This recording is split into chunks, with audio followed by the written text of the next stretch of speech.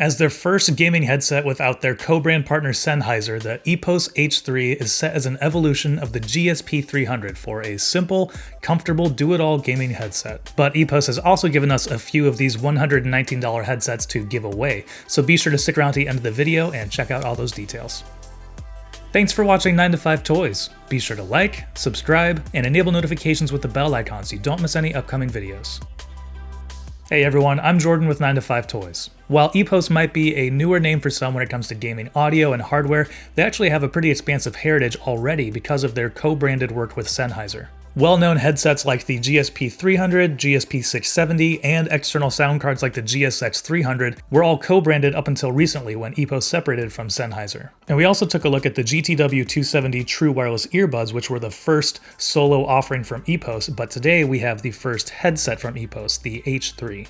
And it's setting a great standard for the future of the company. Taking a look at the overall design, based on the older GSP 300 made with Sennheiser, the EPOS H3 features a very similar design with a wide headband and tall ear cups that are shaped similar to an actual human ear. We have the black colorway here, but they do also come in a white colorway as well. The headset features a mostly matte black design with some nice glossy accents on here.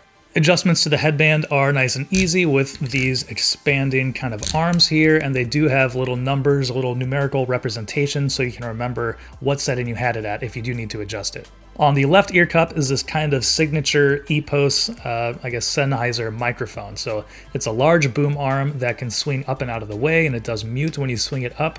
But when it comes down, because this is a little bit longer and also a little bit thinner than the older EPOS GSP 300, this has a little bit better position, gets closer to in front of your mouth. And so it's been enhanced a little bit over the older model, but still features a pretty similar overall design. And on the right ear cup, we do have a volume dial. It's within this little circle here. You can rotate it. The whole dial doesn't rotate. This outside doesn't rotate. It's just a little piece on the inside. And so it's actually a little bit harder to actually actuate than, if they just would have made this whole thing rotate. That would have been a lot easier to find and make really quick adjustments to it. I do find it a little bit harder to turn this little dial on the inside. I mean, they do have some little texture points on there to make it a little bit easier to find, but it still isn't as easy as, if this whole piece were to rotate and to actually make the adjustment. And as you can probably tell, it does have a detachable cable, and it comes with two different options for cables. So it plugs into the bottom of the left ear cup, and one cable has separate inputs for microphone and for audio. So depending on what kind of device you're plugging into, like a PC, you can separate those. Or it does also have a tip ring sleeve. So this has audio and microphone all built into one connector.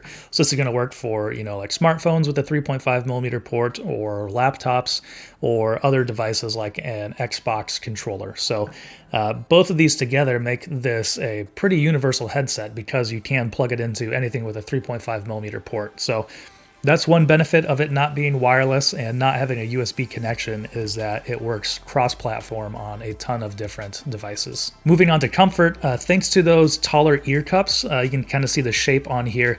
It actually fits over your ear, and so there isn't actually any pressure on your ear, at least not on mine, and it fit really nicely, kind of inside that ear cup. And also thanks to the light weight of this headset, it has been a very comfortable headset to wear while gaming. You can also see, these ear cushions they're pretty thick. They have quite a bit of padding, but they're also pretty soft. And so they really can contour to your head and get a really nice fit on there. Across the headband, we do have, some nice cushion on here. It's nothing too thick, and they do have a little dip kind of up here in the middle. But because of that lightweight design, I really found this to be a very comfortable headset to wear. And it does have some clamping force. I'd say it has a little bit more than something like the Black Shark V2 from Razer, but it isn't anything excessive. And I really found it to be, like I said, very comfortable.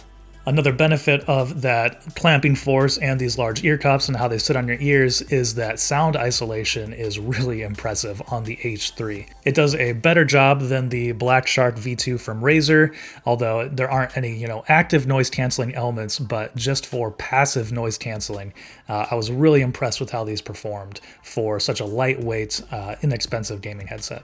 All right, and moving on to how they sound. Well, the first thing you notice when listening to either music or playing games on here is that there is a pretty nice boost in the low end.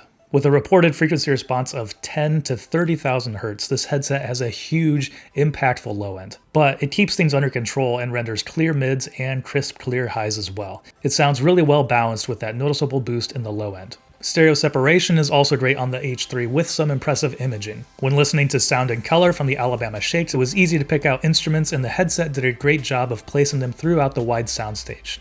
While not as expansive as the Philips Fidelio X3, which I've been using quite a bit, it's an open back pair of headphones, I've been really impressed with how wide the soundstage feels on the H3 for a closed back gaming headset at $119. And thanks to that audio prowess, the H3 also shines in gaming. That low-end boost provides a big, immersive experience when playing FPS games. Explosions have a lot of impact, but it's not overwhelming. And mid and high frequencies are still plenty clear with that low end. The low end doesn't, overrun any of the mids and highs. You can still pick out communications and reloads and footsteps while there are, big impacts going on at the same time. Playing Call of Duty Warzone sounded great with the dynamics of explosions and gunfire on the low end, matched with that clarity of bullet impacts, footsteps, and other high-frequency sounds, which made for great expansive sound during gameplay. But if you want to take it to another level, EPOS does have their external sound cards like the GSX 300. With the GSX 300 and the EPOS Gaming Suite, then you can make plenty of tweaks to EQ and save different profiles if you want to make a more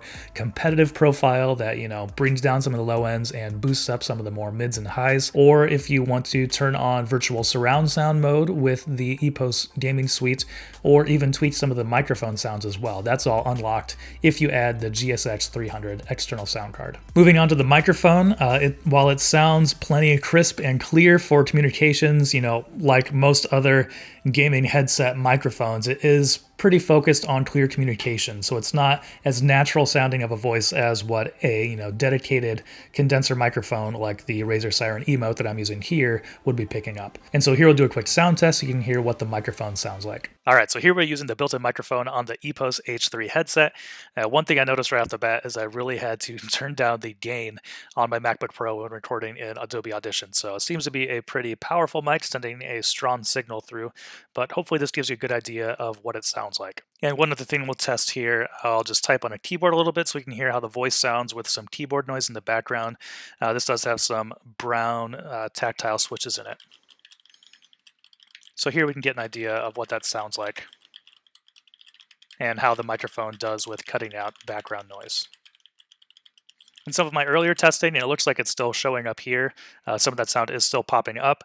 So some different things you can do with that. Obviously, if you're chatting in Discord, they have a nice little noise gate that you can turn up that helps to cut back on some of that background noise. Or if you want to take it further, we did a little tutorial on how to make your gaming headset microphone sound better, and I'll link that down in the description if you want to check that out. So overall, with a lightweight, comfortable design and huge dynamic sound, the H3 is a great sign of what's to come with EPOS. I was immediately impressed with the immersive sound thanks to that, huge low end, but also how well it handled mids and highs as well.